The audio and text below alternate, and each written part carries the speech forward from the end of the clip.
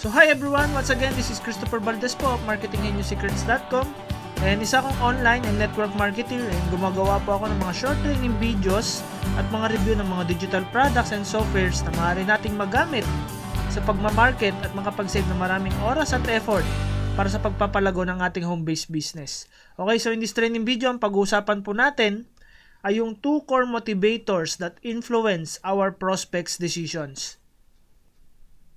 Okay? So, alam niyo po ba na may dalawang motivator na nagtitrigger sa isang prospect para gumawa ng isang desisyon? Okay, tama po. Yung una is anticipation of gain. So, ito yung mga bagay na makukuha nila kapag nag-join sila sa ating opportunity. And yung pangalawa po is the fear of loss. Okay? Ito naman yung mga bagay na pwedeng ma-miss at mawala sa kanila kung hindi sila magjo-join sa ating opportunity. So, yung pwedeng tanong mo po ngayon ay ganito. Ano ba ang mas powerful dito sa dalawang core motivators na ito na pwede natin gamitin? Tama? So, ganito po siya. Karamihan kasi sa atin, nakabase yung ating presentations, nakabase yung pagkausap natin sa ating mga prospects, nakabase yung mga postings natin sa Facebook, sa kung ano yung pwedeng makuha nila. So, tulad po ng comfort, tulad ng financial freedom, tulad ng mga additional income, convenience, at marami pang iba. Tama? At ito po yung ginagawa nating motivation doon sa ating mga prospect para gumawa sila ng desisyon. At sobrang powerful talaga nito.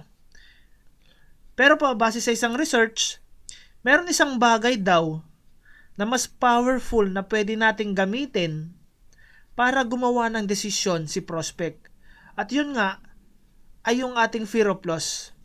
So, para mas maliwanagan po kayo, magbigay tayo ng ilang pwedeng pagbasehan ng research na ito. Okay?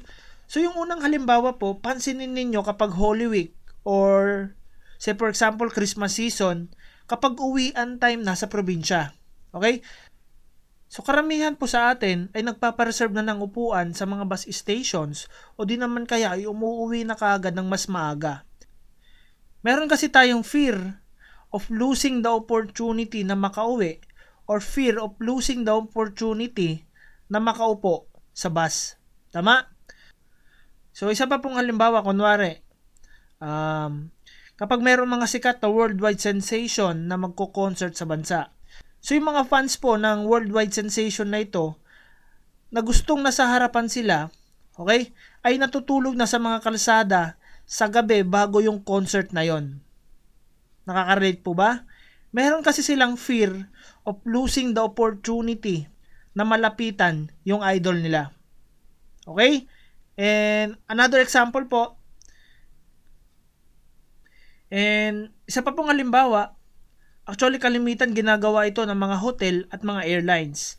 Pansinin ninyo, kapag traveler ka po or pag magbubook ka or magse-search ka ng mga bookings sa internet, ng mga hotel at saka mga airlines, meron mga nakalagay na 3 seats left o di naman kaya 1 day left before the price increase, or say for example only 1 more room available, at marami pang style at strategy.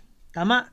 At yung mga magbubook sa mga hotel at airlines na ito, kalimitan po, okay, madalas kailangan ng mag-book agad kasi meron silang fear of losing na mawawala yung discount nila, fear of losing na mawala yung room na available para sa kanila, or fear of losing na mawalan sila ng upuan na available para dun sa particular na destination na pupuntahan nila. Tama?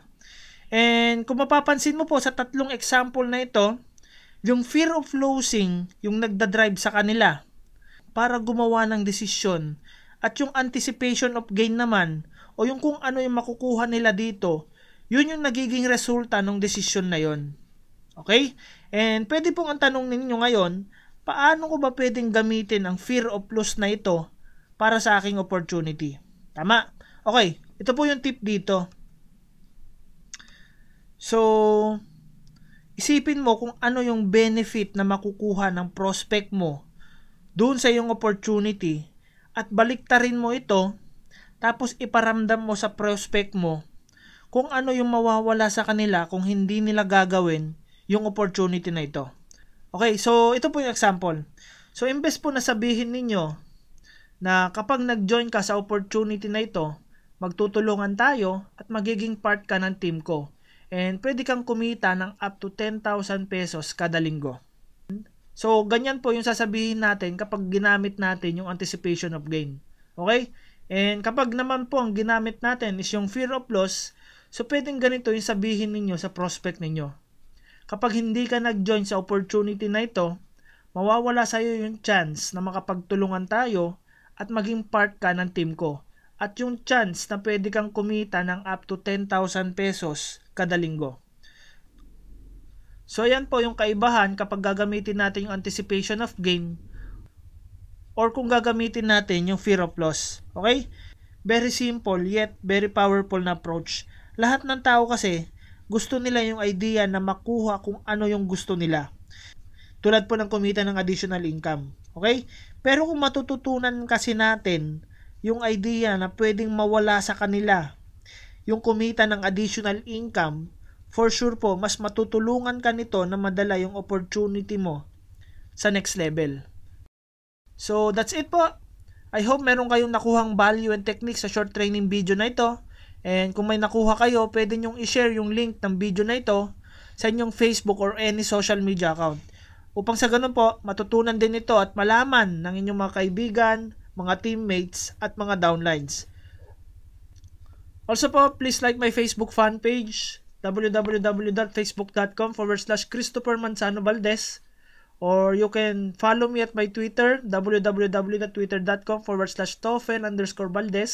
Or pwede po kayo mag-subscribe sa aking YouTube channel, http://bit.ly.com/Christopher_channel. And kung may mga katanungan pa po kayo, pwede niyo akong i-email sa aking email address, christopher@marketinghenusecrets.com. Or pwede niyong i-comment sa baba ng video na ito yung gusto po ninyong itanong. Isa pa po, tulad ng sabi ko, as always, learning is everything at isang habit po na maganda nating i-develop is reading books. So, kaya I strongly recommend po, bisitahin ninyo ang http://marketinghenusecrets.com/my-store. And pwede nyong i-check dyan yung mga recommended ko po na best-selling books galing sa mga veterano at mga proven na networkers na all around the world. And for sure, marami kayong matututunan dyan na mga value. Okay? And lastly po, kung gusto ninyong mauna sa lahat ng trainings na ginagawa ko, sa mga tools and softwares na nire-review ko, na maaari nating magamit to save lots of time and effort sa pagmamarket, you can subscribe to our email list. Punta lang po kayo sa www.marketinghenusecrets.com, then mag-subscribe po kayo dito. Okay? So, pagpunta nyo po doon sa website ko, ilagay nyo lang yung email address ninyo sa orange box na ito, and click niyo ang get updates. Okay? And time by time po, check niyo yung email niyo dahil magsisend ako sa inyo ng mga strategies, techniques, and training videos na mga ginagawa ko. And isa pa pala, meron akong ginawang Mind Master group sa Facebook. Anyone po, basta networker or aspiring to become a networker, can join in this Mind Master group for free. Okay? So, yung vision ng Facebook group na ito ay mag-provide ng maraming value tungkol sa mga tips and how-to knowledge and strategies na pwedeng i-apply ninyo sa inyong networking business. Mga napapanahong tools, softwares na pwede nating magamit para makapag-save ng time sa pagmamarket, and mga downloadable reports din in the form of ebooks. So, pwede nyo pong i-search ito. Ang pangalan ng Facebook group ay Pinoy Networkers Fantastic Mind Master Group, or simple po punta lang kayo sa link na ito, www.facebook.com/groups/Pinoy Networkers Mind Masters, and add yourself, guys. Okay? So, pwede nyo din po i-add yung mga team members ninyo and downlines sa Facebook group na ito. And libre po siya. So, once again, this is Christopher Valdez po of marketinghenusecrets.com, and thank you for watching.